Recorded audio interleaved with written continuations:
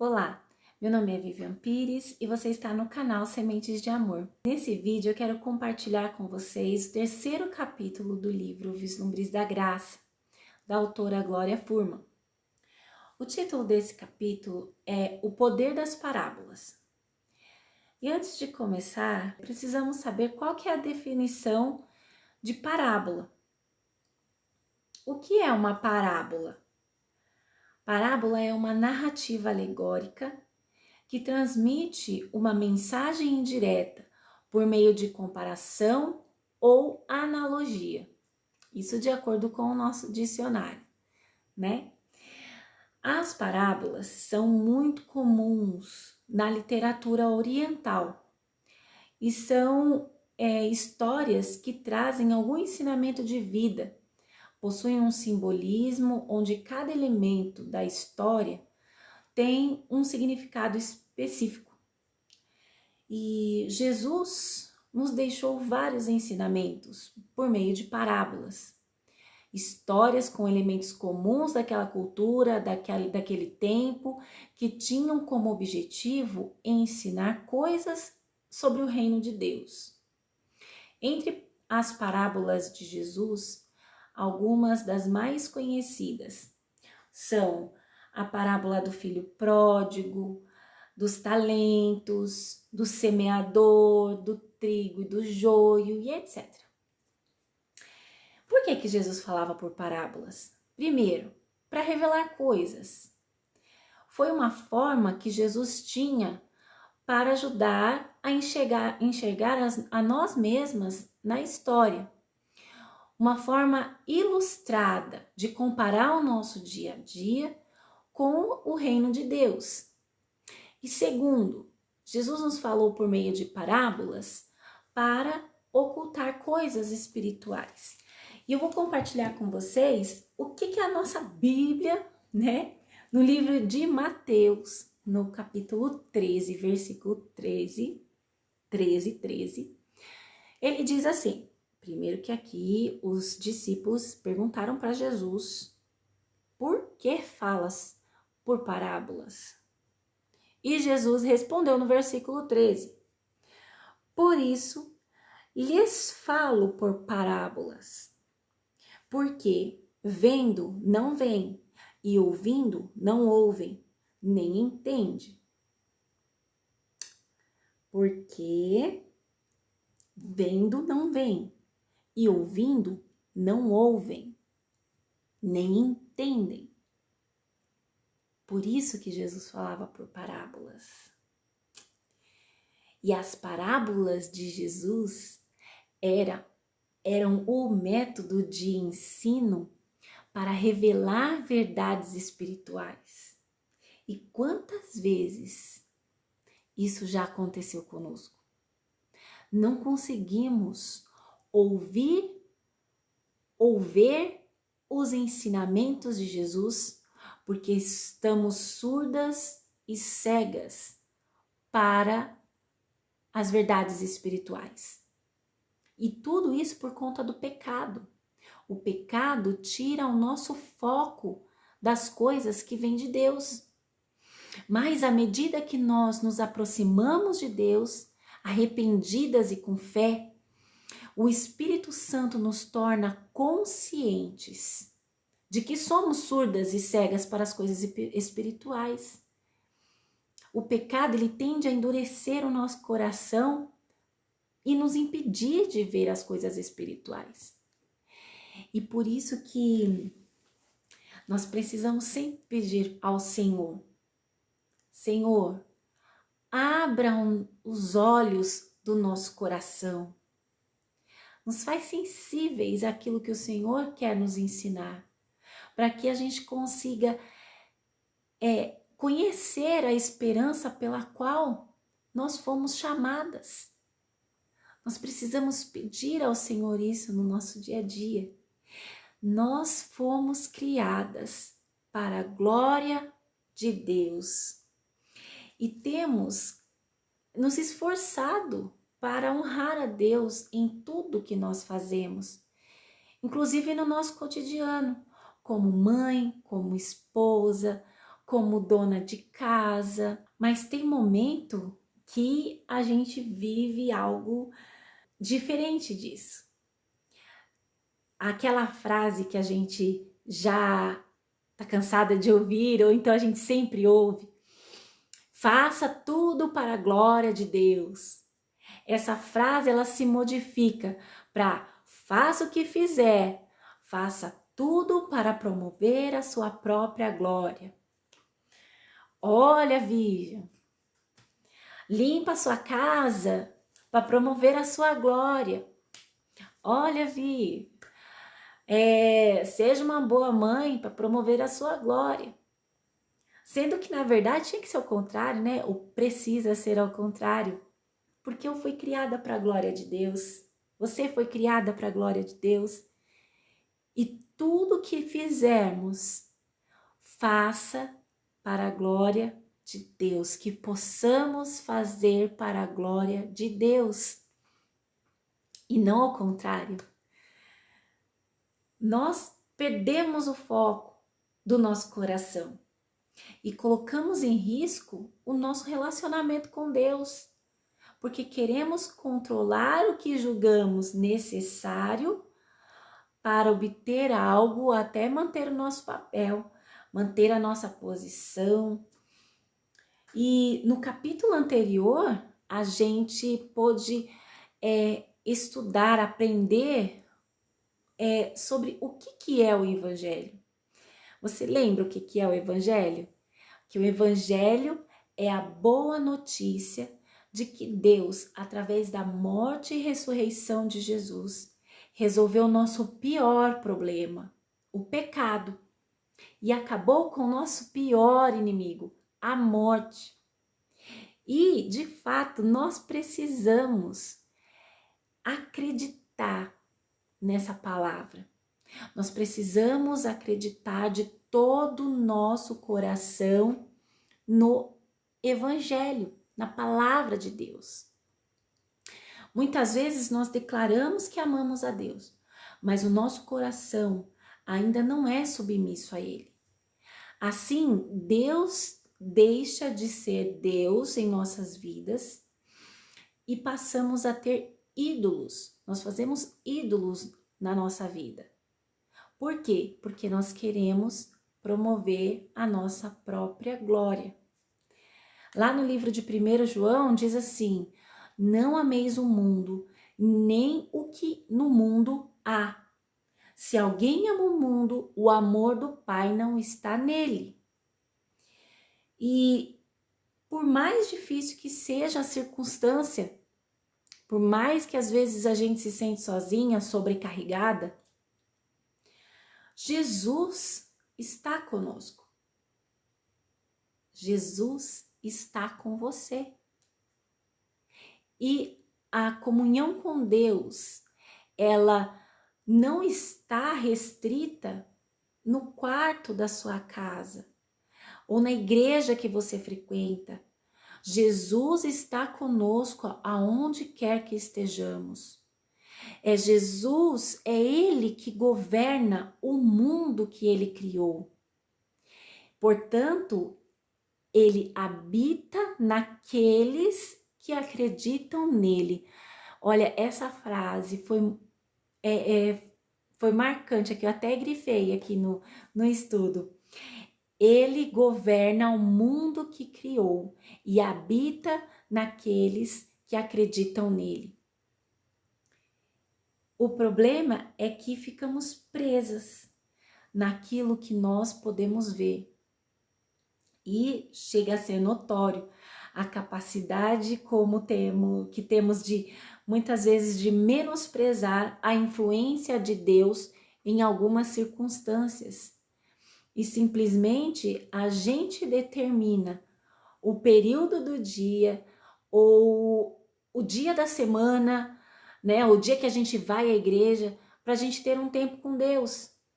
A gente acha que eu vou buscar a Deus quando eu estiver no silêncio do meu quarto. Eu vou buscar a Deus quando eu estiver em oração lá na igreja, no círculo de oração lá do grupo que eu vou da igreja. Não. Cristo, ele é suficiente e ele está conosco no nosso cotidiano. E nós, com as nossas atitudes, nós podemos glorificar a Deus no nosso dia a dia. Pode ser até no momento turbulento da nossa casa, onde está um verdadeiro caos. A criança chorando, o marido para chegar do serviço, um monte de coisa acontecendo. Querida, Cristo é suficiente e nós podemos glorificar a Deus. Não importa a circunstância. Deus é santo e Ele tem comunhão conosco no nosso dia a dia. Então se lembre sempre, nós fomos criadas para a glória de Deus. Eu sei que muitas vezes o nosso coração, ele está inclinado para as coisas do mundo. Nós somos tentadas tanto para desprezar quanto para adorar a Deus com a nossa vida cotidiana. No livro de Romanos, no capítulo 12, verso 1 e 2 diz assim: Rogo-vos, pois, irmãos, pela compaixão de Deus, que apresenteis os vossos corpos em sacrifício vivo, santo e agradável a Deus, que é o vosso culto racional. E não sede conformados com este mundo, mas sede transformados pela renovação do vosso entendimento, para que experimenteis quais seja a boa, agradável e perfeita vontade de Deus. É natural nos inclinarmos para as mentiras do mundo e moldarmos a nossa vida para aquilo que nós vemos no mundo. Como eu vou apresentar o meu corpo em sacrifício vivo, santo e agradável a Deus? Nós vamos fazer isso através da palavra de Deus que opera em nós. Quanto mais nos aproximamos do Evangelho, mais conseguimos discernir como podemos honrar a Deus através da nossa vida em nossa casa. Quanto mais nos aproximamos do Senhor através da palavra, quanto mais eu conheço a Deus, mais sabedoria Ele me dá, mais entendimento Ele me dá. Então, quando eu estou no meio do caos na minha casa, Senhor, como que eu vou glorificar o Teu nome no meio de tanta bagunça? A palavra de Deus vai iluminar a minha mente e eu vou conseguir glorificar Deus. Então, use a pergunta sempre. O que a palavra de Deus diz sobre isso? Quando você começa a ficar irada, no caos, no meio da sua casa, o que a palavra de Deus diz a respeito disso? Como que eu posso glorificar a Deus nesse momento? Use a palavra de Deus como se fosse uma peneira. Põe tudo dentro da peneira e vai passando. Isso não é fácil. Confesso que não é fácil, queridas. Colocar numa peneira é um esforço danado. Requer muita dedicação da nossa parte, muito esforço. Porque a palavra de Deus precisa agir em nós, precisa agir no nosso coração. Imagina uma lâmpada acesa, acende uma lâmpada na nossa vida. Isso acontece quando nós lemos a palavra de Deus, a nossa mente é renovada. Deus vai transformando. E até nesse estudo eu estava lembrando, eu sempre pedi a Deus em oração, Senhor, me dá mais sabedoria, para que eu consiga fazer tal coisa, para que eu consiga lidar com meu marido, para que eu consiga ser uma pessoa mais organizada. Eu amo cumprir horário, mas nem sempre eu consigo. Nem sempre eu consigo ser fiel aos meus horários. Então, Senhor, me ilumina, me dá essa sabedoria. E durante uma mensagem da conferência que teve esse ano, da Conferência Fiel 2022, eu escutei uma frase: você não precisa de sabedoria, mas você precisa de informação. Isso fez muito sentido para mim. Por quê? Porque Deus já nos deu a sabedoria, já nos criou a sua imagem e semelhança. Deus nos deu essa sabedoria.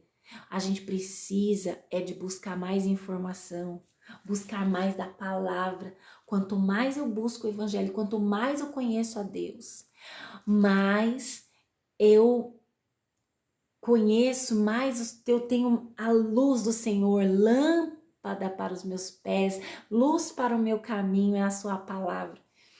E despertou em mim essa necessidade de conhecer mais a Deus. Assim, quando eu me senti tentada, explodir em ira na minha casa, porque tá tudo fora do lugar, ao invés de eu explodir, eu vou me comprometer em ser uma pessoa mais organizada, para eu glorificar o nome de Deus na minha casa. Essa transformação não acontece do dia para a noite, não, ou da noite para o dia. É um processo árduo. Até a autora, a Glória Furman, ela dá um exemplo da fruta, de que a fruta é um resultado de um processo árduo. Um processo de arar o solo, plantar a semente, regar, afastar os insetos e, ainda assim, aguardar a colheita. E quando nós passamos a ter a consciência da importância da palavra de Deus em nós, as coisas vãs, fúteis, já não nos seduzem mais. Quando nós colocamos a nossa fé em Cristo, já não enxergamos o peso do pecado. Por isso, sim, é possível. É possível sermos transformadas pela palavra de Deus, através da nossa fé. Nós podemos ser transformadas pela palavra de Deus, através da nossa fé. Aquela coisa de que eu não vou mudar, esse é meu jeito, essa rotina, o dia a dia. Nós podemos ser transformadas e glorificar a Deus. O Evangelho traz um impacto radical na maneira como nós sentimos, pensamos e agimos. Essa mudança de vida, às vezes, ela é desprezada, porque a gente acha que é algo impossível de realizar. Mas se a gente entende que é possível, a transformação passa a ser nítida na forma que a gente fala com os nossos filhos, quando quando reclamamos menos e passamos a agradecer mais. Essa é uma prática, é a prática de pregar o evangelho para si mesmo. É quando a gente passa a enxergar nas coisas uma oportunidade de conversar com Deus, de receber a sabedoria que vem da Bíblia. Durante o nosso dia a dia, nós conseguimos glorificar a Deus através da nossa vida no lar. Deus usa o nosso cotidiano para nos ajudar a enxergar o tanto de coisas boas que Ele fez por nós através do nosso cotidiano. Nós podemos desfrutar dos presentes que Deus nos deu. E assim nós conseguimos praticar o louvor, o carinho, a preocupação e a alegria que está descrita lá no livro de Salmos 103, no versículo 1 e 5, que diz assim: bendize, ó minha alma, ao Senhor, e tudo o que há em mim. Bendiga ao seu santo nome, bendize a minha alma ao Senhor. E não te esqueças de nenhum só dos seus benefícios. Ele é quem perdoa todas as tuas iniquidades, quem sara todas as suas enfermidades, quem da cova redime a tua vida e te coroa de graça e misericórdia, quem farta de bens a tua velhice, de sorte que a tua mocidade se renova, como a da águia. Agora sim, faz muito sentido para mim a palavra cotidiano. Deus nos deu esse presente em forma de parábola para nos revelar a sua glória e sermos usadas para a glória, para a sua glória aqui nesse mundo.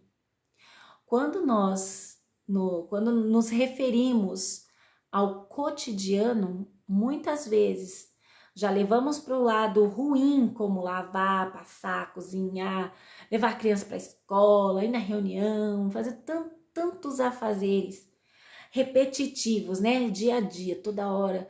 Ai, a louça que brota do nada na pia. Está sendo comparado com uma parábola.